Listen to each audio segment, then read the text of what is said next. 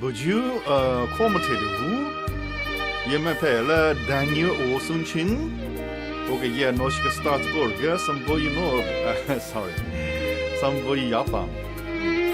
Hello, everyone. My name is Daniel Chen, and I live in Japan. I'm originally Chinese Norwegian citizen.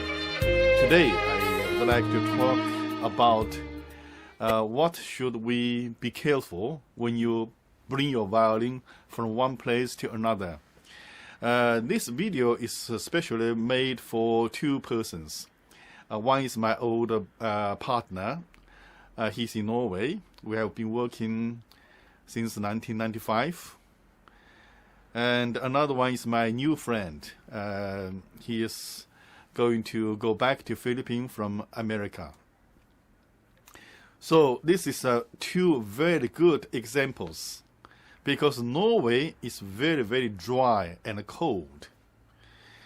And the Philippines is very, very humid.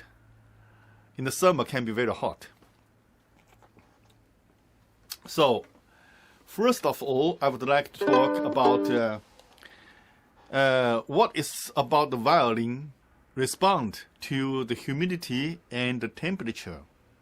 I would like you to think the violin is one part of your body. It's just like your companion.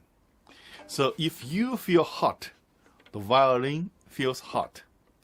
If you feel too dry, the violin also feels too dry. If you feel too humid, etc., etc. When you feel you need to do something for your body, please remember, do something too to your violin. First of all, I would like to talk about the humidity. How much damage humidity can do to your violin. As we know, when it is very dry, the wood will shrink, same like your furniture.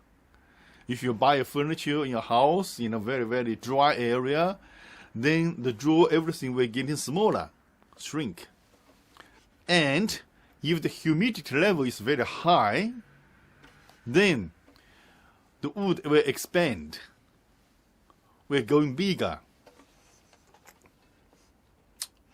As to a violin, both are bad, too dry or too humid. The normal humidity level is from 30 degrees to 60 degrees, 30 to 60. If the humidity level is lower than 30, then you got to be very, very careful, because the violin will shrink, getting smaller. And the back shrink like this way, going back this way, then the fingerboard will go up. It will lift the fingerboard angle up.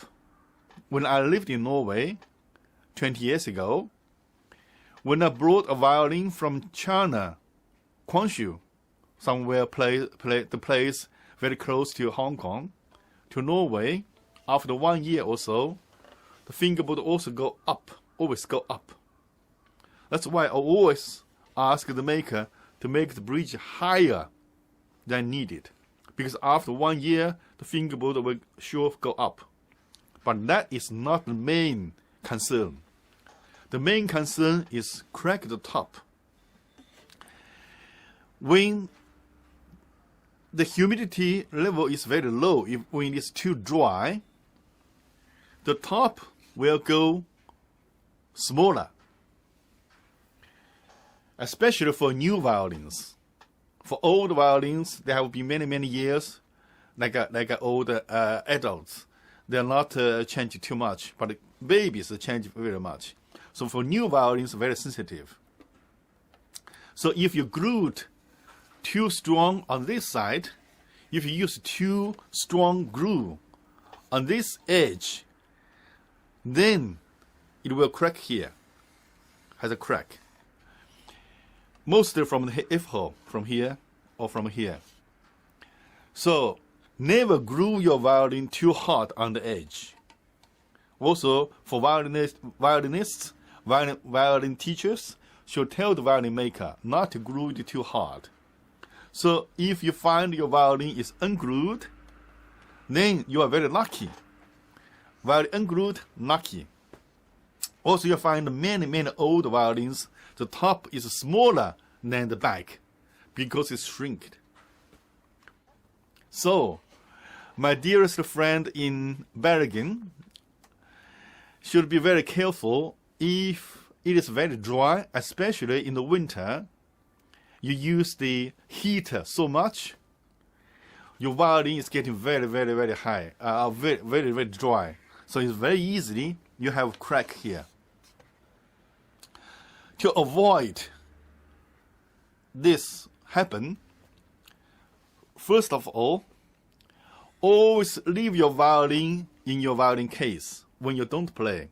Don't hang it outside. Leave the violin in the case. Because inside the case, there's always some humidity in the case.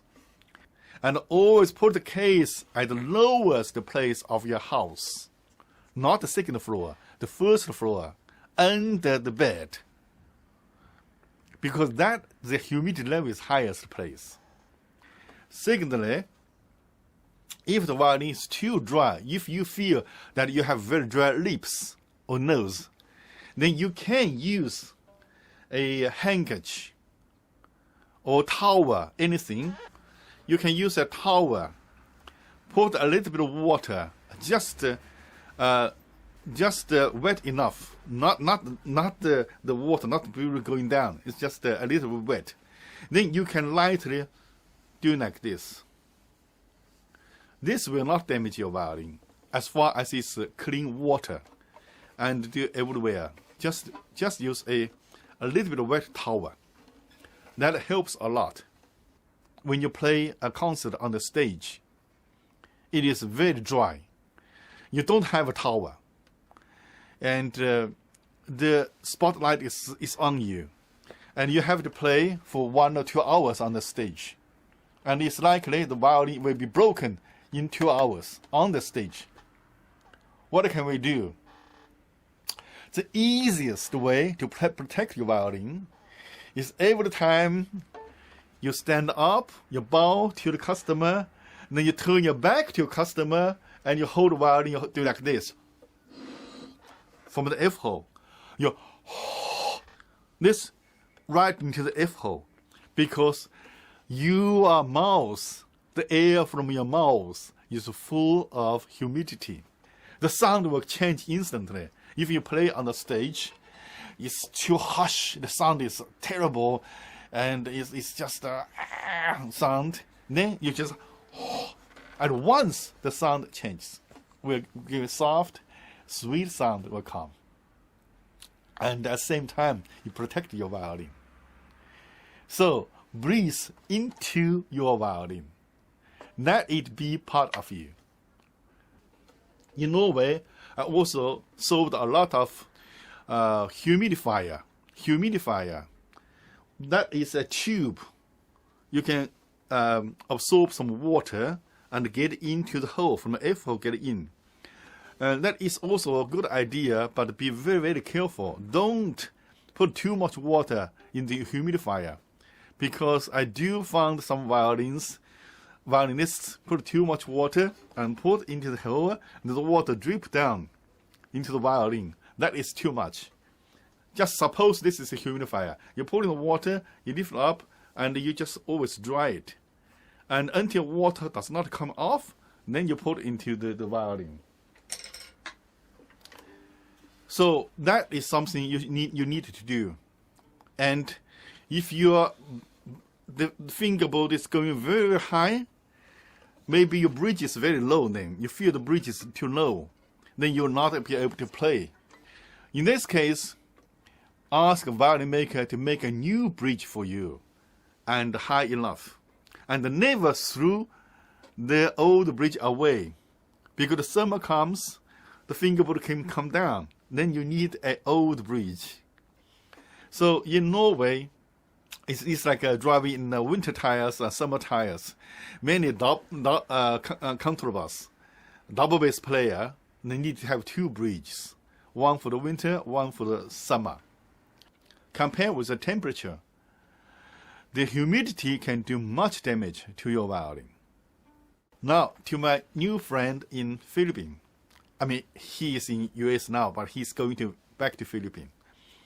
And he told me he will bring a 100-year-old violin from States back to Philippines. So you got to be very careful when you go to a tropical area with a violin from America. Because in the States, many houses are air-conditioned. The humidity level, the temperature level, they can adjust. They live in the spring all the years.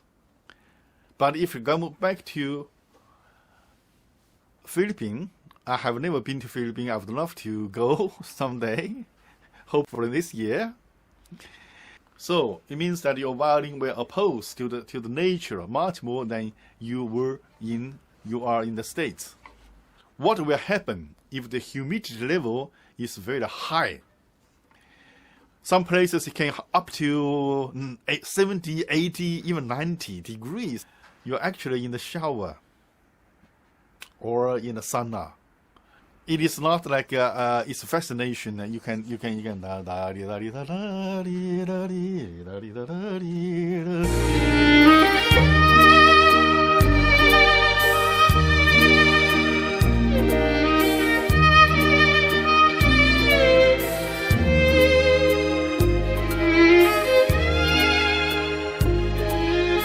Not in the movie that you can play a violin in the bathroom and finally put some water out. I mean, that's a joke.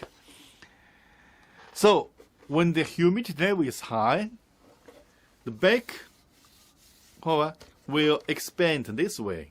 It's go bigger. Then, the fingerboard is going down. Because this is bigger, the angle is going down. So, you are likely, after 2-3 months, from the States back to Philippines, then you will find your bridge is too high. You cannot play on the high position. You just cannot push it down too much. In this case, you don't cut down your bridge. Do not ask the violin maker to cut your bridge down. Ask the violin maker to make a new bridge, which is lower than the original bridge. Because you guys, you're going back to the States. The fingerboard can come back. Then you have to make a new bridge in the States, which is much more expensive than in Philippines, I suppose. I don't know. So, when the humidity level is high, especially with the temperature, it is likely that the varnish will melt. Especially if it is oil varnish. Oil varnish is very weak to the heat and the humidity. Then you take the violin out from the case. Then you find the violin with all this, very soft. If you encounter a situation like this, never try to clean it up yourself. Never try. No matter how ugly it is out from the case, you always hand it up. So, in tropical area, it is not a good idea, especially when it's very hot. It's not a good idea to always put a violin into your case. It's better to hang your violin, hang up, like you put a rope here, hang up like a dry chicken or dry fish or something. You hang up on the second floor with the air can blow. The driest place at the house. You hang it up. It's better than in the case. Because put in the case, you don't have air condition. The temperature goes to 30 degrees, 40 degrees. And the humidity level going to 66, 70, 80 degrees. Simply, the varnish will melt, even the glue will melt. So your violin go to pieces. And also, this some people say, okay, I put the violin in the big case or in the big places and put a lot of dryer, chemical dryer, the one small bag package. Most of the people use this dryer, put it on in the shoes, when in the winter or in the summer. I mean, in the shoes, so it will not go mood. But the Japanese businessmen take exactly the same thing, the chemical dryer, to pack them up, small package, very, very nicely, and put a little violin mark on it. Says a violin, special for violin usage. I always try to explain to the customers is you don't buy these expensive things you can buy from a shoe shop, and it functions the same. I wonder how many they really trust me. And one more thing is the violin in the humidity area for a long time, then it will get used to the environment. It's same like a people. If in the dry places for a long time, the same thing. The most dangerous thing is move from place to place. If you move from Norway to Philippines, then you got a problem with your violin. Then it's likely your violin, the fingerboard is going down, and maybe the violin just melt into pieces, and or the varnish is melted. You will have problem with the violin. And if you're from Philippines, move to Norway, then it's likely your violin is going to crack, and the fingerboard is going up, and you will not be able to play. The sound is very harsh. On the contrary, if you from Norway to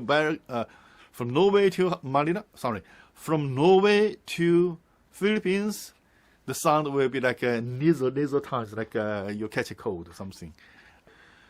So, what should we be careful when you move from one place to one place? The biggest thing is that don't do anything so suddenly. Do it slowly. Let the violin adjust the environment a little by little. It means that you do not take your violin from Norway to Philippines and hand it outside instantly. No. It's good to keep in the case, keep in a cool place, or even put some dryer inside, and every day you take it out, play 2 or 3 hours, and put it in a little by little, after 1 month, 2 months, and then you take it out, something. The same thing, that if you take the violin from Philippines to Norway, then you don't put water in instantly, no. You just put in the case, and open the case, put in the case, and gradually let the violin get used to the environment. So that is something very important. Now we talk about temperature. Temperature is also very important. It will do less damage than humidity, but it is also very, very dangerous. For example, if even it is very dry, but if the temperature is very high, you open your violin case, you look at your bow here, then the bow here will become like a crystal. Like a crystal-like. Why? Because the resin on the bow here melted. So, in a very, very hot air place, don't put your violin bow in the case. Take it out. And use as little resin as possible. Don't use too much resin at very hot places. If you have any question, and no matter where you are, just tell me your condition and write on my Facebook. Then I will try to help you to answer your question. Tusen takk. And tusen takk for today. Tusen takk is the Norwegian says many thanks. Or merci beaucoup. ありがとうございます。